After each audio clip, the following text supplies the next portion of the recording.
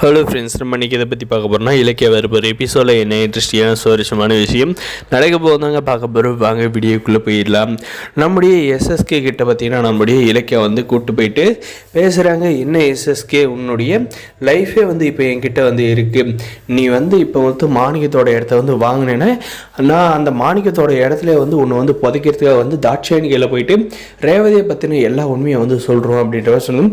ரேவதியை பற்றி நான் வந்து ரொம்ப நாளாக வந்து மறைச்சி வச்சுட்டு இருக்கேன், நீ தாட்சாயணிகிட்ட இந்த விஷயத்தை வந்து சொல்கிறாத அப்படின்ற மாதிரி வந்து கெஞ்சி கேட்டுக்கிறாங்க. அப்போ நீ மாணிக்கத்தோட இடத்த வந்து எங்களுக்கு வந்து விட்டு தரணும் அப்படின்ற மாதிரி வந்து கேட்குறாங்க. சரி, நான் விட்டு கொடுத்துட்றேன் அப்படின்னு சொன்னோன்னு பார்த்தீங்கன்னா, சரி அந்த ரேவதி எங்கே இருக்கான்னு சொல்லு அப்படின்ற மாதிரி கேட்டு எதுக்கு அவங்கள வந்து கொலை பண்ணுறதுக்கு அப்படின்ற மாதிரி வந்து கேட்டுறாங்க. அதெல்லாம் வந்து முடியாது, நீ வேணா வந்து இந்த இடத்த வந்து வாங்குறது வந்து விலகு, ஆனால் நான் உண்மையை வந்து சொல்ல மாட்டேன். ஆனால் நீ விலகல்னா உனக்கு வந்து அதே இடத்துல வந்து கண்டிப்பாக உன்னுடைய பொண்டாட்டி வந்து சமாதி கட்டுறது வந்து உறுதி அப்படின்ற மாதிரி வந்து சொல்கிறாங்க.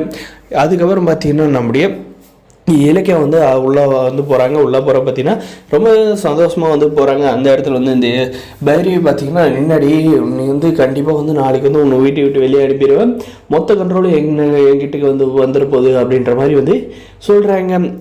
அப்படின்னு அதெல்லாம் வந்து கேட்ட நம்ம இலக்கியம் பார்த்தீங்கன்னா, மேடம் ஆணவத்தில் வந்து ஆடாதீங்க, கண்டிப்பாக வந்து அதுக்கெல்லாம் நான் வந்து வாய்ப்பே தரமாட்டேன் அப்படின்ற மாதிரி வந்து நம்முடைய இலக்கியம் வந்து சொல்கிறாங்க.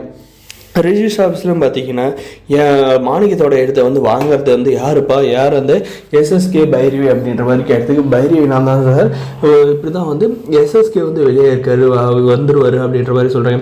ஏமா இதெல்லாம் வந்து முன்னாடியே வந்து சொல்ல மாட்டேங்கல, ரிஜிஸ்ட்ரேஷனை வச்சுட்டு வெளியே என்ன பண்ணிகிட்டு இருக்காரு, இல்லைனா நான் வந்து டோக்கனை கேன்சல் பண்ணிட்டு போயிடுவேன் அப்படின்ற மாதிரி வந்து சொன்னதுமே சொல்கிறாரு. அந்த நேரம் பார்த்திங்கன்னா நம்ம இலக்கிய சொன்னத்தை வந்து மனசில் வச்சுக்கிட்டு பயத்தோடு வந்து இந்த எஸ்எஸ்கே வந்து ரிஜிஸ்டர் ஆஃபீஸ்குள்ளே வந்து நுழையிறாங்க. அந்த ஆஃபீஸர் பார்த்தீங்கன்னா, என்ன சார் ரிஜிஸ்ட்ரேஷனை வந்து முடிச்சிடலாமா, டாக்குமெண்ட்டெல்லாம் வந்து ஓகே, அதுக்கான பணத்தை எடுத்துகிட்டு வந்திருக்கீங்களா அப்படின்ற மாதிரி எல்லாம் வந்து கேட்டதுக்கு அந்த எஸ்எஸ்கே பார்த்தீங்கன்னா, இல்லை சார் நான் வந்து ரிஜிஸ்ட்ரேஷனை வந்து முடிக்கிற மாதிரி இல்லை, அதை வந்து கேன்சல் பண்ணுறேன், போதிய பணம் வந்து என்கிட்ட இல்லை அப்படின்ற மாதிரி சொல்லுவோம்.